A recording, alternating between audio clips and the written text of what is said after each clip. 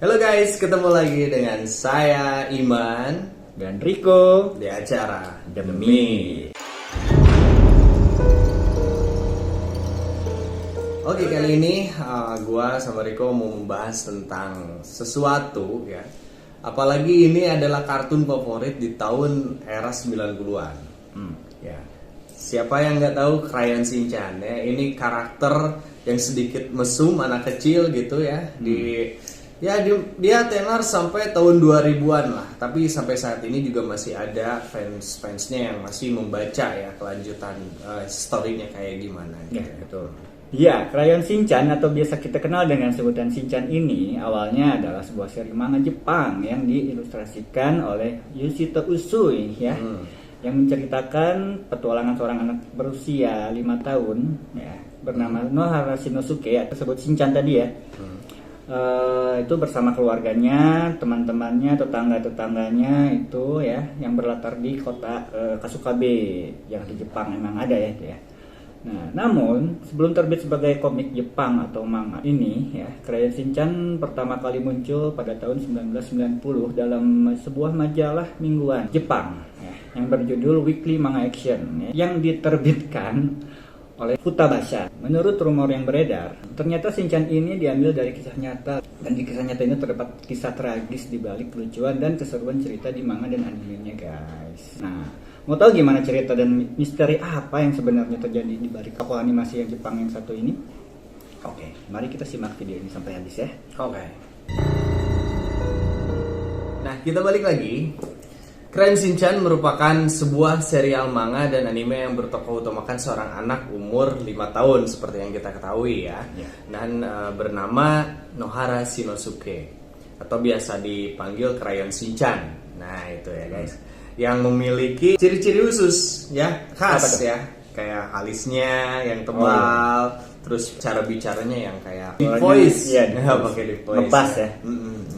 Dan kemudian Yoshito Usui sang pengarang mengaku semua ini terinspirasi dari cerita seorang ibu, guys. Jadi memang ini kalau di film Crayon Shinchan ini seorang ibu ya, seorang ibunya dari si Nohara Shinosuke ini itu adalah memang ada realnya, guys ya. Siapa yang jadi mamahnya yang diperankan di kartun itu di anime itu ada di kehidupan nyata ya? Di kehidupan nyata itu si Misae itu. Nah, Misae ini di kehidupan nyata itu sebenarnya telah kehilangan seorang anaknya yang berumur 5 tahun karena akibat suatu kecelakaan, guys. Gitu ya. Nah, jadi guys ya, si Shinchan ini sebenarnya itu udah meninggal karena ketabrak ya, ketabrak mobil. Ketabrak mobil. Iya. Nah, jadi sebenarnya tuh yang ada di cerita si animenya itu atau di manganya itu adalah cerita hayalan si Misae-nya itu, mamahnya itu. Mamahnya yang udah kehilangan gitu. Iya, karena dia belum siap buat kehilangan gitu, buat menerima kenyataan bahwa anaknya udah meninggal gitu. Nah, mendengar kejadian ini ya, si Yoshito Usui ini itu dia kayak terinspirasi gitu untuk bikin cerita ini dalam ya sebagai bukti apa ya, sebagai tanda untuk berbelasungkawa dan mensupport si Misae ini, seenggaknya dia punya kenangan gitu sama anaknya gitu. Nah, itu. Dan seperti yang kita lihat ternyata filmnya itu sukses juga ya di tahun 90-an gitu ya. Iya, betul. Walaupun memang ada sedikit mesum-mesumnya gitu ya, guys ya. Karena anak kecil ini cenderung dengan umur segitu dia terlalu mesum gitu untuk seorang anak kecil gitu ya. Pada umumnya ini bisa dibilang bisa dibilang kurang normal ya. Kurang normal ya.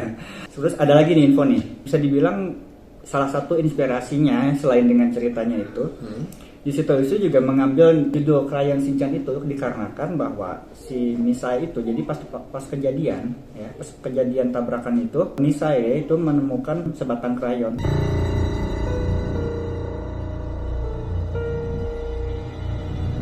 Itu milik si Shinchan-nya itu krayon kesayangannya katanya gitu.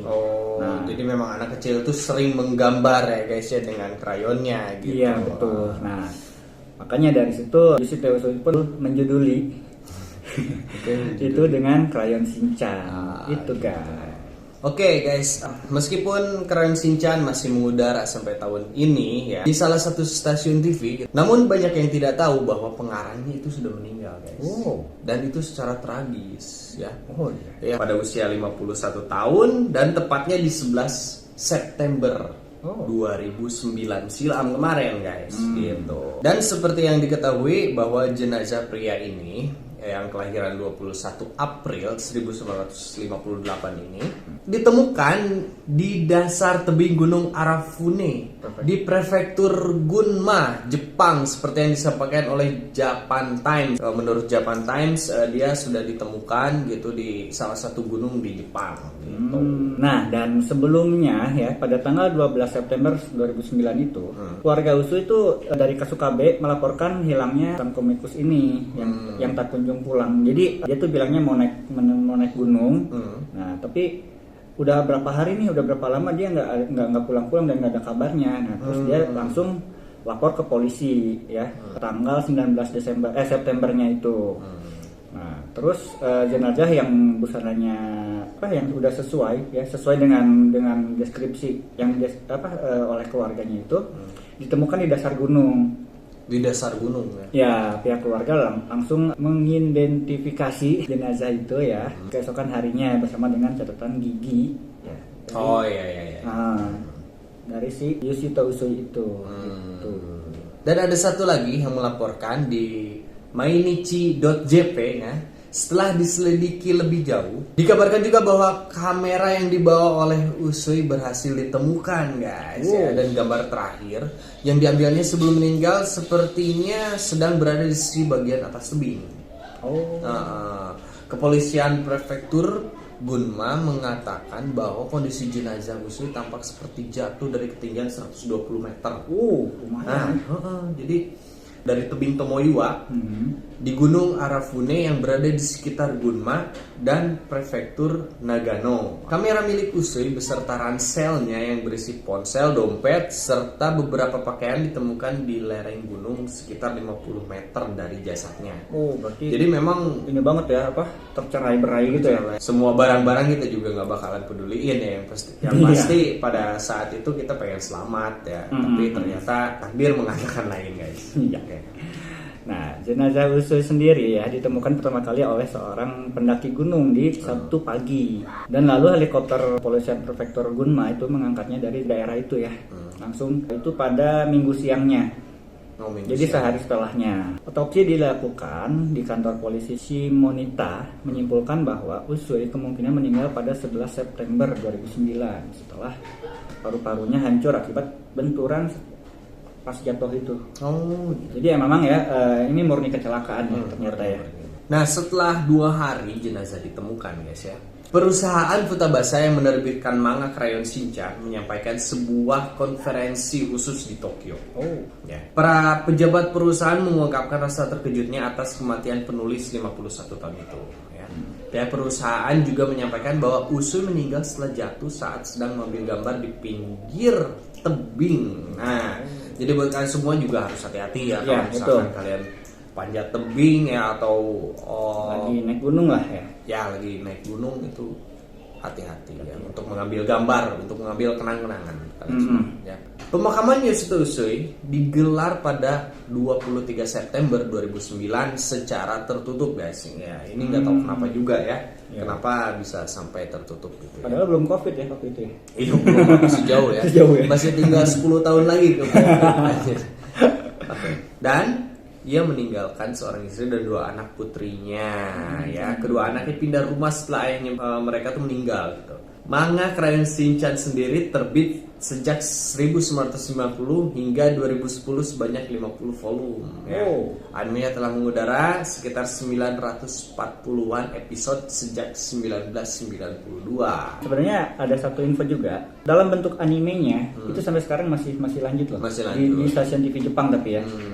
Ya mungkin kalau kita bisa searching di webnya ya, web anime atau enggak manganya. Itu selalu ada movie-nya mungkin ya kalau yang kita bisa dapat ya, karena kalau untuk seriesnya itu cuma ada di stasiun TV di Jepang aja. Ya berarti kalau seperti itu, seperti yang kita lihat di TV-nya atau di filmnya gitu ya, itu si Misaya tidak sebahagia itu ya, Iya, secara betul. real life-nya gitu ya. Yang kita ketahui kalau misalkan di filmnya itu si Misaya itu ya bahagia terus kesal sama si Crayon Shinchan ini, Agak galak ya. agak galak gitu. Marah-marah terus dia di situ ya. Sedangkan di real life dia merasa kehilangan gitu guys ya. Ironi banget ya. Ya. Ya, gue juga sih salut ya sama Yoshito Usui ya, karena dengan karyanya ini dia bisa membangkitkan lagi semangat hidup si Misayanya itu, yang di real life ya. Terus juga bisa menginspirasi juga ya bagi semua orang ya, terutama orang yang di Jepang yang bener-bener tahu banget nih Ya. kronologi ceritanya tuh kayak gimana gitu. Nah guys, itu ya cerita singkat tragis tentang dibalik Crayon Shinchan ya guys ya. Ya semoga aja ini bisa menambah pengetahuan kalian ya, yang asal tidak tahu menjadi tahu.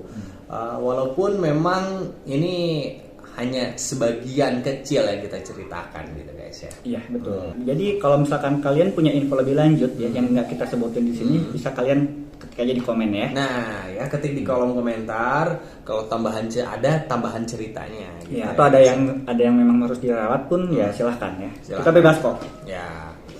Terus kalau misalkan kalian yang ingin request kita bahas tentang apa, langsung aja tulis juga di kolom komentar. Oke, kalau begitu cukup sekian dari gua Iman Dan Riko.